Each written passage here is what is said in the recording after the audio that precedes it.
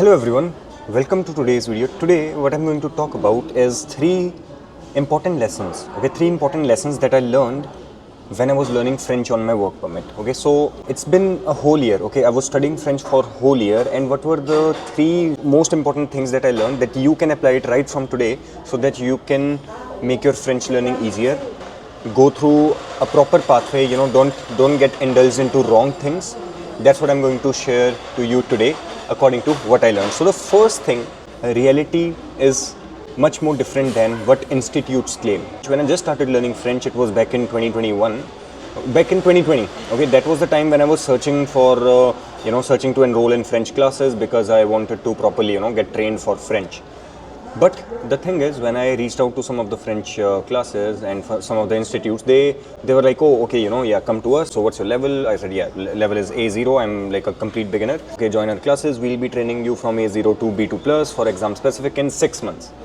And I was like, okay, I'm a complete beginner in the language, and I'm also working at the same time. How it will be possible to learn the language while working in 6 months? So now in order to properly understand about this, how this even would be possible, I actually started doing a bit more research on can it be learned in 6 months or not. That's when I stumbled across on one of the videos in which they say how US Marines learn French, military guys who works in external affairs, and how they learn French in 6 months. So there was this sort of video which I opened, and in that video they explain that in order for them to learn any language in like 5 to 6 months of period, what happens is they go through a rigorous training that they are given with one of the most renowned French trainers all over the world, which like charges very high, and also they give full time into it. So they are studying 40 to 45 hours to practice French and to study French to do it in 5 to 6 months. Watching this video, I realized, I'll be working full time as well. With that, I'll be studying French. So my full time work was around 37 to 40 hours per week. With that, I was planning to give French for about 3 hours on daily basis, which comes to about 18 to 20 hours per week.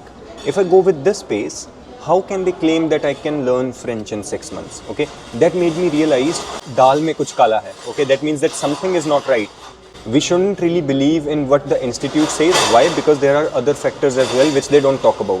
First, what they will do is, they will promise you that you can learn French in like 5 months, 6 months. It's intensive training. We'll be able to cover the whole syllabus in 6 months. But what they don't tell you is how much sacrifice it needs from your side. Like, you will actually have to, even if they do something like that, firstly, it's not possible to complete the whole syllabus and get the B2 plus level in 6 months. It's literally not possible. If they do it, then also they don't tell you, you have to quit your work, you'll have to study a lot on regular basis, you'll have to study for 6-7 hours on daily basis. So this is the reality. I did my research, I was in the same boat as you when I was trying to learn French. I also thought that, this can happen, if I'm studying on regular basis, if you are consistent, if you're studying 2 to 3 hours on regular basis, you can do it in 6 months. But that's not true. It requires proper time investment, and please do not believe institutes who claim that 6 to 7 months we will properly prepare you for TEF Canada. The second important lesson that I learned while on my French learning journey was that sacrifices were needed to be made. Let's be realistic. The thing is, when we are learning this language, we should try to give as much time as possible in our learning journey. Now, when I was learning the language, apart from work and apart from learning French, I quit doing anything else that I was doing in my life. Like, honestly, I was not even going to the gym at that time because I really wanted to give all of my time as much as possible into learning French. So, going to gym takes about 1.5 hours, and then meeting friends, and then, doing this, doing that, cooking. All of these things, what happens is they accumulate a lot of time. They take a lot of time into your regular schedule. Let's say if you're working 9 to 5, normal time. Let's say if you're working 9 to 5. In the morning, now you're waking up at 6, and then you get ready 6:30 or 7, and then you cook your food. It's already 7:30, 8 o'clock. Like, you're literally not getting any time into to learn French in the morning. When you come home, 5 o'clock your work gets over. 5:30 you're home.